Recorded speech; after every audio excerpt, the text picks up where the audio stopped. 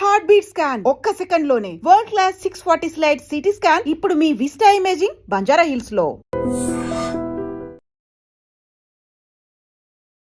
Hi నమస్తే, welcome to iDream media. నేను మీ Roddam Srinivas. America H1B visa నిబంధనలో ఇవాళ అంటే ఏప్రిల్ 1వ తేదీ నుంచి కొత్త నిబంధనలు అమల్లోకి తెచ్చింది. ఈ అమెరికా కొత్తగా పెట్టిన ఈ నిబంధనల వల్ల అమెరికా భారత్ మధ్య ఎలాంటి దౌత్య సంబంధాలు, వ్యాపార సంబంధాలు, ఆర్థిక సంబంధాల్లో ఎలాంటి మార్పులు రాబోతున్నాయి, అదేవిధంగా అమెరికాలో వెళ్ళి స్థిరపడాలనుకునే భారతీయ యువతకు కావచ్చు, భారతీయ నిపుణులకు కావచ్చు, ఎలా ఇవి లాభమా నష్టమా అనే విషయాలు మనతో మాట్లాడడానికి జియో పొలిటికల్ అనలిస్ట్ సురభి గారు ఉన్నారు. మాట్లాడదాం.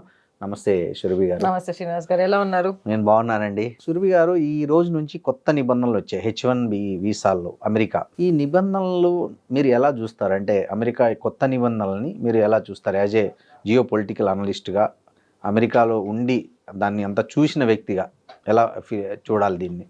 శ్రీనివాస్ గారు, అమెరికా ఒక 100 ఏళ్ళ ముందు తీసుకున్నారు అనుకోండి, it was a different country.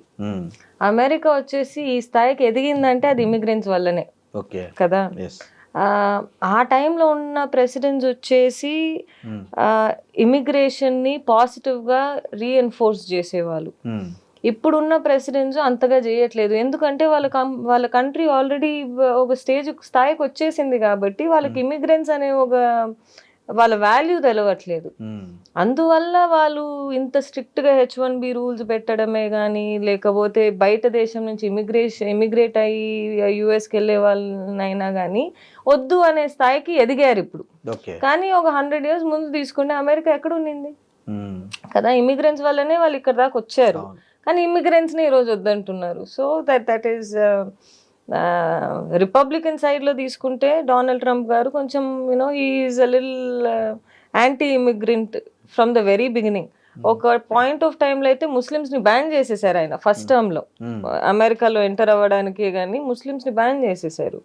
So అలా చూసుకున్నప్పుడు ముందున్న అమెరికా ఇప్పుడు కాదు కాబట్టి మనం కూడా కొంచెం మన ఒళ్ళు దగ్గర పెట్టుకుని అక్కడికి వెళ్ళగలుగుతామా, వెళ్తే మనకి ఎలాంటి ప్రాబ్లమ్స్ వస్తాయి, నిజంగానే అక్కడ డబ్బులు సంపాదించగలుగుతామా, డబ్బులు సంపాదించినా కానీ ఎంత దాకా దిగజారాల్సి వస్తుంది. బికాజ్ ఇప్పుడు జాబ్స్ లేదంటున్నారు స్టూడెంట్స్కి, కొత్తది చేయకూడదు, ఫస్ట్ నుంచే చేయొద్దు స్టూడెంట్స్ జాబ్. స్టూడెంట్స్ ఎలాంటి జాబ్స్ చేయాలంటే ఇప్పుడు ఒక computer science engineer computer science చదువుకున్నాడు అనుకోండి, దాని తగ్గినట్టే జాబ్ చేయాలి, బయటికి వెళ్ళి జాబ్ చేయకూడదు. That is the rule from the very beginning. But now they made it more strict. ముందు అయితే సబ్వేలో పనిచేసేవాళ్ళు, పిజ్జా హట్స్లో పనిచేసేవాళ్ళు, మెక్డానల్డ్స్లో చేసేవాళ్ళు, లేకపోతే కాంట్రాక్ట్ జాబ్స్ ఏదో తీసుకునేవాళ్ళు. But now it's become more strict. We shouldn't try to immigrate only because there is money. ఏంటి కొత్త నిబంధనలు, ఏంటి పాతదానికి దీనికి ఏంటి తేడా అంటే మీ అబ్జర్వేషన్? ముందు వచ్చేసి లాటరీ సిస్టమ్ ఉండేది శ్రీనివాస్ గారు. అంటే ఏందో 100 మంది వేసారు అనుకోండి, లాటరీలో పిక్ అయ్యేది. లాటరీలో పిక్ అయిన తర్వాత వాళ్ళ డాక్యుమెంటేషన్ అన్ని అడిగి అన్ని కరెక్ట్గా ఉంటే ఒక ఇంటర్వ్యూకి పిలిచి, ఇంటర్వ్యూలో if they get through H1B వచ్చేసేది. కానీ ఇప్పుడు ఏమంటారు, మెరిట్ సిస్టమ్ అంటారు, which is good for their country. లాటరీలో పిక్ చేసే కంటే వాళ్ళ కంట్రీకి వాళ్ళు ఏం చేస్తారు మంచిదే అది కదా. సో ఇప్పుడు లాటరీ సిస్టమ్ లేదు, మెరిట్ సిస్టమ్ లో ఉంటది. నీ ఎక్స్పీరియన్స్ ఎంత, నీ సాలరీ ఎంత, నువ్వు ఎందుకు ఇమిగ్రేట్ అవుతున్నావు, ఇక్కడ అలాంటి టాలెంట్ లేదా, ఫస్ట్ అక్కడ టాలెంట్ లేకపోతేనే కదా బయట వాళ్ళు పోవడానికి. సో ఇక్కడ అలాంటి టాలెంట్ లేదా, ఇవన్నీ చూసుకొని వీసాస్ ఇష్యూస్ చేస్తున్నారు ఇప్పటి నుంచి. ముందైతే 60,000 70Kకి H1 ఫైల్ చేసేవాళ్ళు, ఇప్పుడు 130% ఇంక్రిమెంట్ వచ్చింది. You cannot file below 130K or 120K. even if you file it will get rejected. So అలాంటి రెస్ట్రిక్షన్స్ ఇప్పుడు ఉంది మనకు. ఓకే, అంటే ఇది వలస విధానంలో మార్పుగా చూడాలా, లేకపోతే త్వరలో అమెరికాలో జరగబోయే ఎన్నికల నేపథ్యంలో రాజకీయ విధానంలో భాగంగా చూడాలా ఈ కొత్త నిబంధనలు అనేటివి? డొనాల్డ్ ట్రంప్ భాగంగా చూడాలి అంటాను అడిగితే మీరు. Because he has been anti immigrants right from the beginning. ఆయన వచ్చేసి very very strong Nationalist. So ఆయన తెచ్చిన రూల్స్ అండ్ రెగ్యులేషన్స్ ఇది కొంచెం మేబీ ఇన్ ద ఫ్యూచర్ ఇప్పుడు మీకు మీరు ఫేస్బుక్ తీసుకోండి, గూగుల్ తీసుకోండి, ఏ కంపెనీస్ అయినా తీసుకోండి Srinivas garu, I don't think any of those organisations can run without Indian IT backbone support. ఇప్పుడు మంచి ఇంజనీర్స్ తీసుకోండి, డెవలపర్స్ తీసుకోండి, అందరు ఇండియన్స్ మోస్ట్ ఇది కదా. నువ్వు ఇప్పుడు వచ్చి ఆ జాబ్స్ అన్ని రీప్లేస్ చేసి వి విల్ పుట్ అమెరికన్స్ అంటే వాళ్ళు ఫస్ట్ స్కిల్డ్ ఉండాలి కదా ఆ జాబ్స్ చేయడానికి. So maybe in a year or two they will realize that you know what, Americans can't do that. Americans can't deliver as much as what Indians can deliver అనేది ఒక 1-2 years లో వాళ్ళకి అర్థం అవుతుంది. సో మేబీ 2 years తర్వాత మళ్ళీ దీంట్లో మార్పులు రావచ్చు.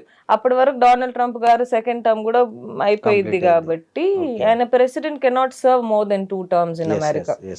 So that is a very good thing. So in such a scenario, I'm assuming, you know what, after 2 years, the laws might get a little more easy for us to approach. ఇప్పుడు ఇంతకు ముందున్న lottery పద్ధతి కంటే ఇప్పుడు కొత్తగా పెట్టిన veg based అంటే వేతన ఆధారిత వేజ్ బేస్డ్ ఈ సిస్టమ్ వల్ల ఐటీ నిపుణులకు, ముఖ్యంగా ఎవరైతే ఐటీ రంగంలో స్థిరపడాలని అమెరికా వెళ్ళాలనుకుంటారు అట్లాంటి వాళ్ళకి కానీ ఇప్పుడు ఆల్రెడీ స్థిరపడిన కొంతమందికి ఈ ఫ్యూచర్లో ఏమైనా ఇబ్బందిగా మారే అవకాశం ఉందా? ఖచ్చితంగా కదా శ్రీనివాస్ గారు. ఇప్పుడు ఒక H1 ఫైల్ చేయాలంటే ఒక employer has to pay. H1s అన్ని మోస్ట్ H1s ఎట్లా ఫైల్ అవుతుంది, ఒక థర్డ్ పార్టీ త్రూ ఫైల్ అవుతుంది. స్టాఫింగ్ కంపెనీస్ ఉంటాయి, కన్సల్టెంట్స్ ఉంటాయి, వీళ్ళే ఫైల్ చేసేది 80-70% of the H1s. They cannot afford that salary కదా. ఇప్పుడు ఆ శాలరీ అఫోర్డ్ పోతున్నారు కాబట్టి మన ఇండియన్స్ కి అంత జాబ్ ఎక్కువ రాదు. డైరెక్ట్ ఎంప్లాయ్మెంట్ గా వచ్చేవాళ్ళు, ఇప్పుడు ఫేస్బుక్ నుంచి డైరెక్ట్ గా H1 ఫైల్ చేసేవాళ్ళు, లేదా గూగుల్ నుంచి డైరెక్ట్ గా H1 ఫైల్ చేసేవాళ్ళు, వాళ్ళందరూ ఇండియాలో ఉండరు, వాళ్ళందరూ మోస్ట్లీ యుఎస్ లోనే ఉంటారు. ఇక్కడ నుంచి వెళ్ళే వాళ్ళు L1 వీసాలో వెళ్తారు. అక్కడ ఉండే వాళ్ళు H1 మోస్ట్ లైక్లీ ఫైల్ చేసుకుంటారే గానీ ఇక్కడ నుంచి H1s ఫైల్ అయ్యేది తక్కువ.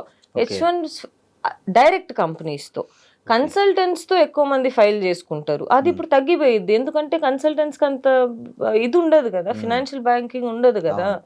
అందుకోసం ఐటీ ఉద్యోగాలు కొంచెం తగ్గిద్ది మన సైడ్. అది కాకుండా ఇప్పుడు 100K మళ్ళీ ఇవ్వాలి అంటున్నారు కదా. ముందు వచ్చేసి 15K ఉండేది, ఇప్పుడు 100K సబ్మిట్ చేయాలి. ఏ ఎంప్లాయర్ ఉన్న ఒక ఎంప్లాయీని ఇక్కడ నుంచి యూఎస్ తీసుకుపోవాలన్నా, H1 ఫైల్ చేయాలన్నా ఎవరికి వస్తుంది? అంత ప్రాఫిటే రాదు కదా అబ్బాయి మీద అమ్మాయి మీద. ఎవరు ఫైల్ చేస్తారు? ఇప్పుడు ఈ పెంచిన ఫీజులు పే చేయాలన్నా అమెరికన్ కంపెనీలు భారతీయుల కోసం ఎందుకు పే చేస్తాయి? చేయరు కదా, మోస్ట్ లైక్లీ చేయరు. అందుకే అంటున్నా, అమెరికన్ కంపెనీస్ ఇండియన్స్ కి ఫస్ట్ పే చేయదు. సెకండ్, కన్సల్టెన్సీస్ ఏవైతే ఉన్నాయో 100K పెట్టి ఏ క్యాండిడేట్ ని ఇక్కడ నుంచి అక్కడ తీసుకోబోరు.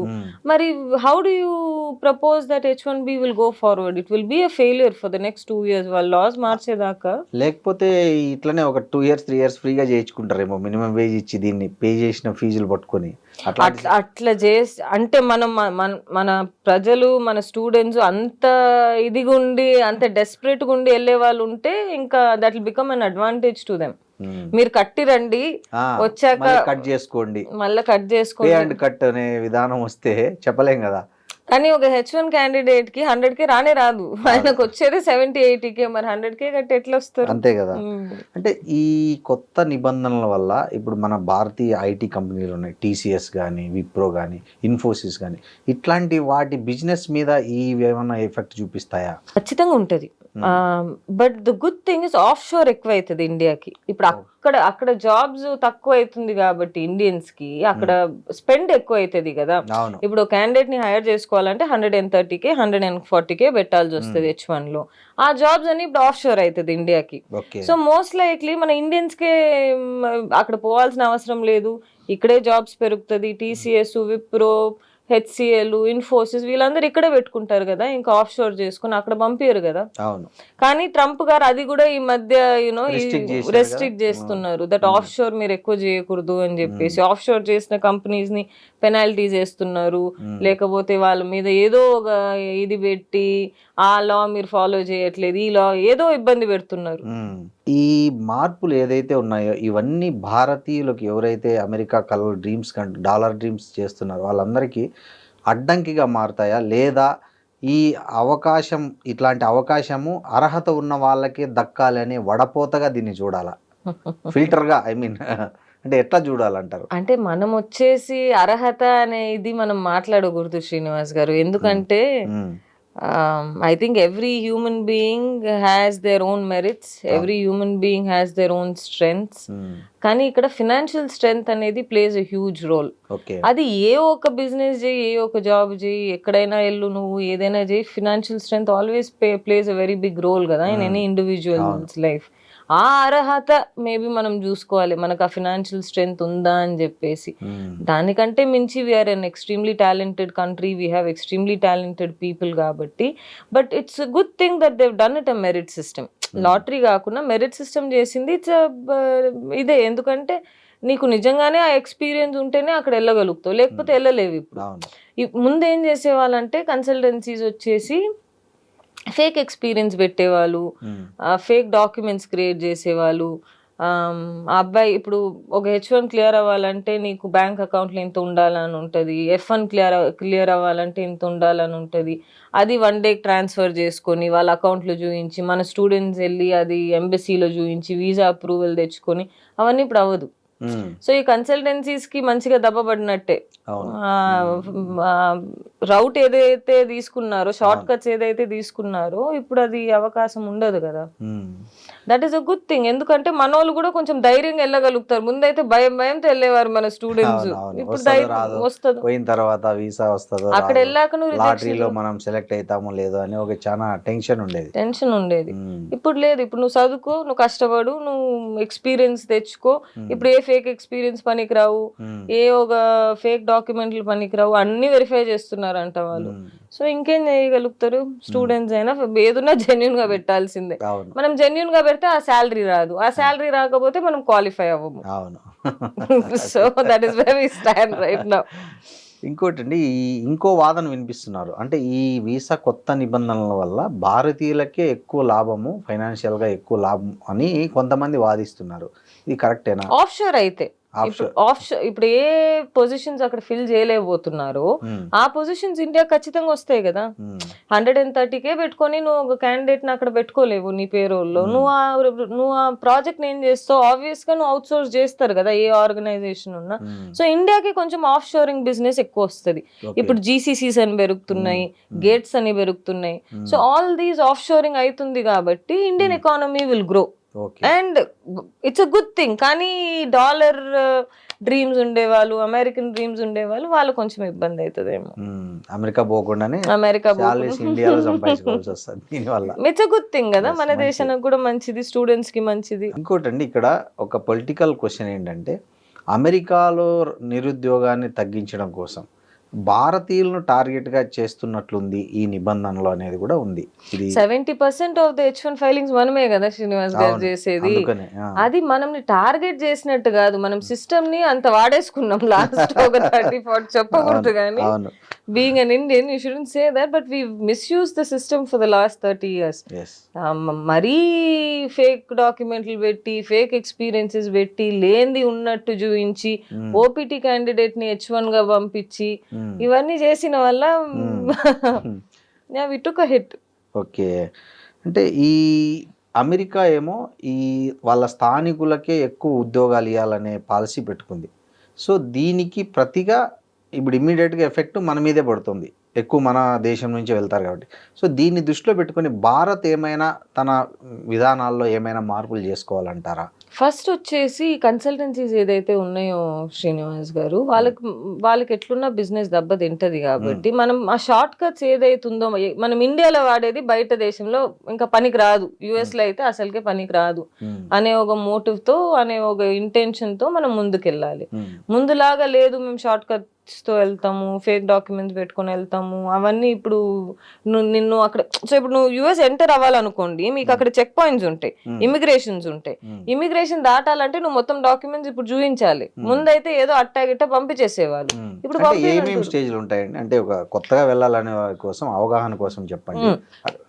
ఇప్పుడు ఫస్ట్ ఏంది, మీరు వీసా అప్లై చేస్తారు, వీసా అప్రూవల్ అయితే యూ గో, వీసా డినై అయితే యూ స్టే బ్యాక్. అప్రూవల్ అయిన వెంటనే you land in the US. A state అయినా తీసుకోవచ్చు. ఇప్పుడు మీరు యూజువలీ స్టూడెంట్స్ ఏం చేస్తారంటే కన్సల్టెన్సీస్ ఏం చేస్తాయంటే ఏ స్టేట్ లో వచ్చేసి ఇమిగ్రేషన్ లాస్ కొంచెం ఈజియర్ గా ఉంటుందో ఆ స్టేట్స్ లో స్టూడెంట్స్ ల్యాండ్ అవుతారు. ఓకే. ఇప్పుడు టెక్సస్ లో ల్యాండ్ అవుతారు, ఎనీ రిపబ్లికన్ స్టేట్స్ లో చాలా తక్కువ ల్యాండ్ అవుతారు, డెమోక్రాటిక్ స్టేట్స్ లోనే ఎక్కువ ల్యాండ్ అవుతారు students. Okay. Because immigration laws are less stricter, immigration officers are less stricter. దాని వల్ల ఈ స్టేట్స్ ఇది చేసుకుంటారు. అక్కడ దిగాక మీకు ఇమిగ్రేషన్ చెక్ ఉంటది. ద మినిట్ యూ ఫ్లైట్ దిగిన వెంటనే మీరు ఫ్లైట్ లోనే మీకు ఒక పేపర్ ఇస్తారు, anybody who's not citizen please write, ఎక్కడ వెళ్తున్నారు, దేనికి వస్తున్నారు, మీ who is your point of contact, ఇక్కడ అవన్నీ ఓ పేపర్ ఇచ్చి యూ హ్యావ్ టు సబ్మిట్. అది సబ్మిట్ చేసిన తర్వాత you get in to the immigration line. ఆ ఇమిగ్రేషన్ ఆఫీసర్ మిమ్మల్ని 100 క్వశ్చన్లు అడుగుతారు. ఎందుకు వస్తున్నావు, దేనికి వస్తున్నావు, నీ ఫ్యామిలీ బ్యాక్గ్రౌండ్ ఏంది, ఎన్నేళ్ళు ఉందాం అనుకుంటున్నావు. B1 లో వెళ్తే B1 క్వశ్చన్స్ అడుగుతారు, వై ఆర్ యూ హియర్, వెకేషనా లేకపోతే వర్క్ వల్ల బిజినెస్ వల్ల వచ్చిండవా. H1 లో వెళ్తే నీకు ఫ్యామిలీ యుఎస్ లో ఉన్నారా, ఇండియాలో ఉన్నారా, మీ వైఫ్ ఎక్కడుంది, మీ ఎక్స్పీరియన్స్ ఏంటి, పాస్ట్ ఎక్స్పీరియన్స్ ఏంది, ప్రెసెంట్ ఎక్స్పీరియన్స్ ఏంది, మీ ఎంప్లాయర్ ఎవరు, ఇవన్నీ అడుగుతారు. ఇవన్నీ వాళ్ళు సాటిస్ఫై అయితేనే you can enter the country, లేకపోతే డిపోర్ట్ చేసేస్తారు. ఈవెన్ వీసా ఉన్నా, టికెట్ తీసుకున్నా, అన్ని చేసినా కూడా ఆడ వెళ్ళాక if the immigration officer is dissatisfied with the answers that you give or provide or the documents that you have, they can deport you back. Okay. So అది ముందుంచే ఉంది, ఇప్పుడు ఇంకా స్ట్రిక్ట్ చేస్తారు. సో మనం ఆ ఛాన్స్ తీసుకొని డెమోక్రాట్ స్టేట్ లో ల్యాండ్ అవుతాం, అవన్నీ ఇప్పుడు I don't think will play any role. I think you have to be very cautious. ఏది సబ్మిట్ చేస్తే అది ఉన్నట్టే సబ్మిట్ చేయాలి. సో ఒరిజినల్ డాక్యుమెంట్స్ పెట్టుకుంటే సేఫ్ అన్నట్లు. సేఫ్, లేకపోతే ఇంకా సరే నువ్వు కంట్రీ ఎంటర్ అయినావు, ఏదో ఒక దాని వల్ల ఐస్ వాళ్ళు మిమ్మల్ని పట్టుకున్నారు అనుకోండి, మరి మీరు ఫేక్ అని తెలిసింది అనుకోండి, బ్లాక్ లిస్ట్ చేస్తారు, డిపోర్టేషన్ చేసి బ్లాక్ లిస్ట్ చేస్తారు. మరి అమెరికా పోవడానికే లేదు. ఒకసారి అమెరికా బ్లాక్ లిస్ట్ చేసింది అనుకోండి, most of the countries won't let you in. ఓ, అదొకటి ఉంది. So chances 90% chances are most of the countries won't let you in. దానివల్ల you have to be very cautious students these days. అంటే ఈ కొత్త నిబంధనల వల్ల ముఖ్యంగా ఎక్కువ నష్టపోతుంది. మీరు చెప్పేదాన్ని బట్టి చూస్తే ఫ్రెషర్స్కే ఎక్కువ ఇబ్బందులు ఉన్నాయి. సో వాళ్ళు ఎలాంటి నైపుణ్యాలను మెరుగుపరుచుకుంటే ఈ ప్రాసెస్ ఈజీ అవుతుంది అంటారు? ఈ ప్రాసెస్ ఈజీ అవ్వదు శ్రీనివాస్ గారు. నెక్స్ట్ 2 years కి అయితే ఈ ప్రాసెస్ ఈజీ అవ్వదు. ఫస్ట్ వచ్చేసి మనం యుఎస్ కి F1 వీసాలో వెళ్తాం స్టూడెంట్స్ అయితే.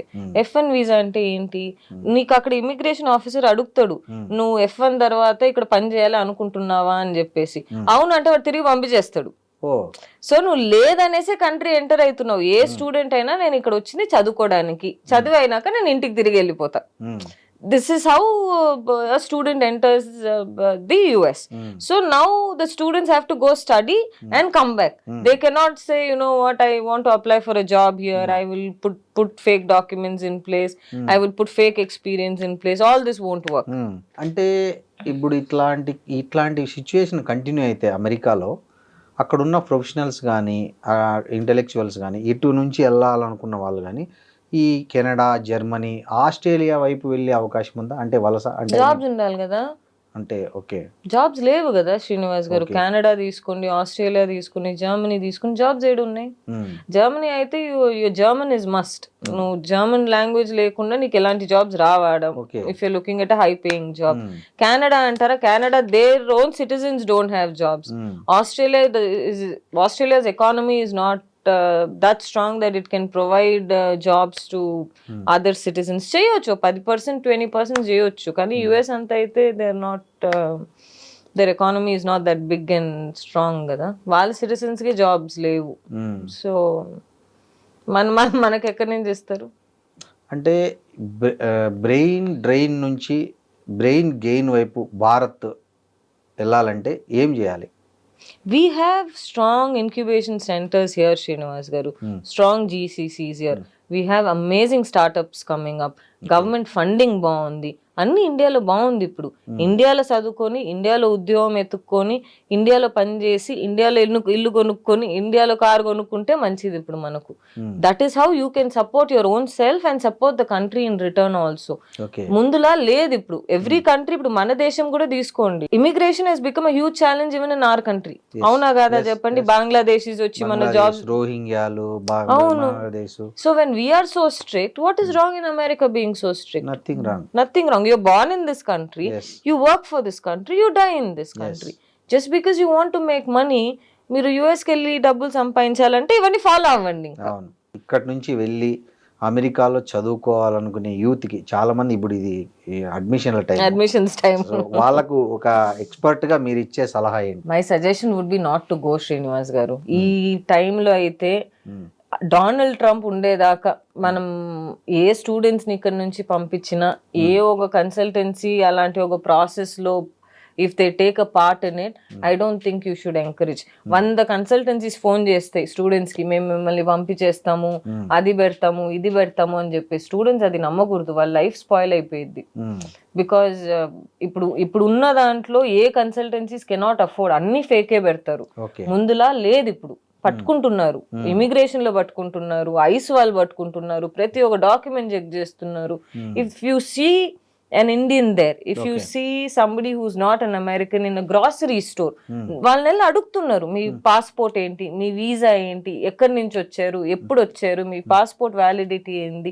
ముందు ఉండలేదు ఇట్ట. కానీ ఇప్పుడు ఇండియన్స్ అక్కడ కనిపిస్తే చాలిపోయి అడిగే పరిస్థితి ఉంది. Where are you from, when did you arrive, what is your visa status అని చెప్పేసి. Why put yourself through that? అంటే ఎందుకు వచ్చింది ఆ పరిస్థితి భారతీయులకు అమెరికాలో అని? మనం సిస్టమ్ ని బాగా మిస్యూజ్ చేసుకున్నాం శ్రీనివాస్ గారు. అంటే ఎలా చెప్పాను కదా, ప్రతి ఒక్క డాక్యుమెంట్ ఫేక్ పెట్టాం, ప్రతి ఒక్క ఎక్స్పీరియన్స్ ఫేక్ పెట్టాం. ఓపీటీ ఉన్న వాళ్ళు వేరే వాళ్ళు H1 తీసుకొని వీళ్ళ పేర్లు పెట్టుకొని H1 అని సబ్మిట్ చేసి ఇప్పుడు ఉద్యోగాలు చేసేవాళ్ళు. దీనికన్నీ ఒక ఇక్కడ ఒక హైదరాబాద్ లో అయితే ప్రతి ఒక్క ఆల్టర్నేట్ వీధిలో మీకు ఈ కన్సల్టెన్సీస్ ఉంటాయి, యుఎస్ గల్లీకి ఉంటాయి. గల్లీకి ఉన్నప్పుడు వాళ్ళు ఏం చేస్తారు, వాళ్ళకేం పోయేదేం లేదు కదా, స్టూడెంట్స్ లైఫే కదా అక్కడ ఉండేది. ప్రతి ఒక్కటి ఫేక్ చేసి పడేసి స్టూడెంట్స్ ని పంపించేసేవాళ్ళు జాబ్స్ కి. వాళ్ళకి జాబ్స్ రాకపోతే వెనకాల నుంచి ప్రాక్సీ పెట్టేవాళ్ళు, ఇండియా నుంచి ప్రాక్సీ పెట్టి అక్కడ ఉద్యోగం చేయించేవాళ్ళు స్టూడెంట్స్ ని. మళ్ళీ ఇవన్నీ చూసే కదా ఎందరికి తెలుస్తుంది ఈ అబ్బాయి ఫేక్ అని చెప్పి. సో నీకు 10 మంది ఇండియన్స్ లో 8 members ఆర్ ఫేక్ అంటే ఆబ్వియస్లీ ఆ పేరు వచ్చిద్దా లేదా, మనకు వస్తుంది కదా. అందుకోసం laws have become a little more stricter. మన ఫాల్ట్ ఉంది ఈ ప్రాసెస్ లో, మనం అన్ని కరెక్ట్ గా వెళ్ళాము, యుఎస్ డిడ్ ఎవ్రీథింగ్ రాంగ్ అని కూడా మనం చెప్పలేము. మీరు ఇంతకుముందు ఒక మాట అన్నారు, మన వాళ్ళు అక్కడ ఎంత దిగజారాలో అంత దిగజారని. అసలు ఏంటి అది అసలు? అంటే ఎలాంటి దిగజారడం అంటే ఏంటి, దాని డెఫినేషన్ ఎలా అర్థం చేసుకోవాలి? ఒక స్టూడెంట్గా వెళ్తారు అనుకోండి, ఒక స్టూడెంట్గా వెళ్ళిన తర్వాత మీకు టీపీటీ ఉంటుంది, ఓపీటీ ఉంటుంది, మీకు H1 వస్తుంది. ఇప్పుడు మీకు H1 పిక్ అవ్వలేదు అనుకోండి, మళ్ళీ ఒక మాస్టర్స్ చేస్తారు ఒక స్టూడెంట్, మళ్ళీ సిపిటీకి వస్తారు, మళ్ళీ ఓపీటీకి వస్తారు, మళ్ళీ H1 ట్రై చేస్తారు. పిక్ అవ్వకపోయింది అనుకోండి, మళ్ళీ ట్రై చేస్తారు. సరే, ఇవన్నీ అవ్వకుండా ఈ ఓపీటీ సిపిటీలో ఉన్నప్పుడు వాళ్ళు ఏం చదువుకున్నారో అదే జాబ్స్ చేస్తారా? చేయరు. మెక్డానల్డ్స్ లో చేస్తారు, పెట్రోల్ బంక్ లో చేస్తారు, డామినోస్ లో చేస్తారు. అవసరమా? అది దిగజారకపోతే అది ఇంకేంటి? అంత చదువుకున్నోళ్ళు నీకు డాలర్లో సంపాదించాలి అని అంత ఒక ఏం చెప్పేది, అతి ఆశ కదా. అంటే ఇక్కడ నుంచి పేరెంట్స్ వాళ్ళకి అంత సపోర్ట్ చేయలేకపోవడం కూడా కారణం కావచ్చు కదా ఫైనాన్షియల్ గా.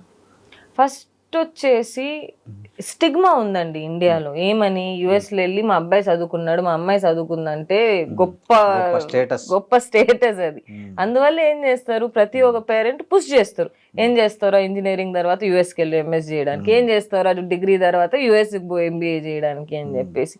ఆ స్టిగ్మా వల్ల మన స్టూడెంట్స్ ప్రెషర్ అవుతారే కానీ, మీరు చాలా స్టూడెంట్స్ వెళ్ళి అడగండి, ఇప్పుడు అరే నేను ఇండియాలో ఉంటేనే బాగుంటది అక్క, ఏం చేస్తాను అడిగి పోయి, అమ్మ నాన్న టార్చర్ తట్టుకోలేకపోతున్నాను, పక్కింటి అమ్మాయి వెళ్ళిందంట నన్ను కూడా వెళ్ళమంటుంది అంటున్నారు. సో కంపారిజన్స్ ఎక్కువ అయిపోతున్నాయి కదా.